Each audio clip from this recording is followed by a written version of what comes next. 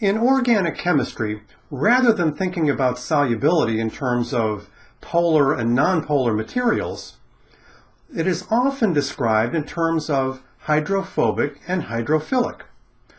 We need to define these terms.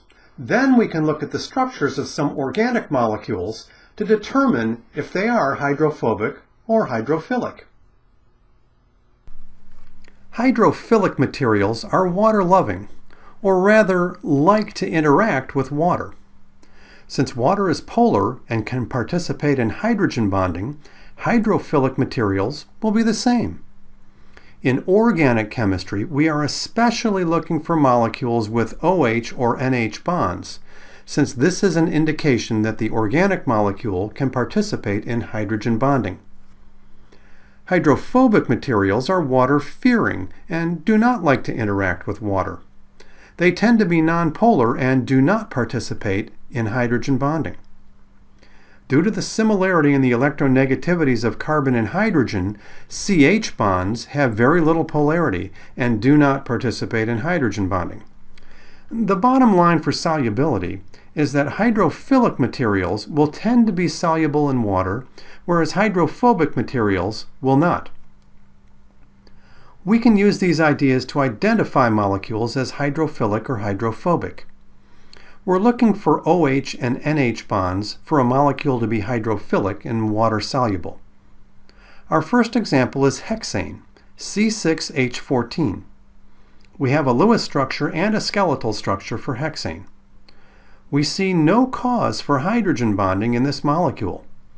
Hydrocarbons, as a class of materials, are considered nonpolar and therefore hydrophobic. Our next example is sucrose, which is table sugar. While there are some CH bonds present, we notice 9 OH groups in the molecule. That will serve to make it very hydrophilic. As a class of molecules, sugars have lots of OH bonds and are hydrophilic. Here is a picture of stearate, which is a fatty acid. Fatty acids are bonded together in lipids. The Lewis structure shows an anionic oxygen at the top, then a long chain of 17 carbon atoms bonded to hydrogens. In the space-filling model on the right, the 2 oxygen atoms are shown in red, with the long hydrocarbon chain in blue.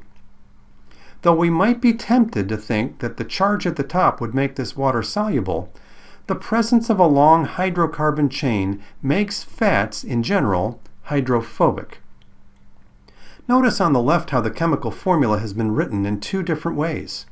C18H35O2 1- is a valid and formal way to show the formula, but it doesn't help us much in predicting how the molecule is put together. The second formula gives us some clues. A CH3 in this formula suggests the end of a hydrocarbon chain. When we see CH2 in parentheses with the 16 outside the parentheses, that means there is a 16 carbon chain where all the carbon atoms have 2 hydrogen atoms bonded to them, as shown in the Lewis structure. Finally, the COO1- represents the carbon at the top of the Lewis structure. Looking for long hydrocarbon chains is another thing to look for to identify hydrophobic materials. Finally, we have the interesting case of alcohols. The Lewis structures are for methanol and butanol. Each molecule has an OH, which makes us think that they would be hydrophilic. But methanol only has 1 carbon, while butanol has a 4-carbon chain. The longer hydrocarbon chain would make butanol more hydrophobic. We can compare the solubility of these 2 materials. We would predict in water that butanol, because it's more hydrophobic, would be less soluble, and that's what's observed. Water and methanol can mix in any proportions, which is sometimes called miscible. But butanol's solubility in water is limited to 0.91 moles in a liter of solution.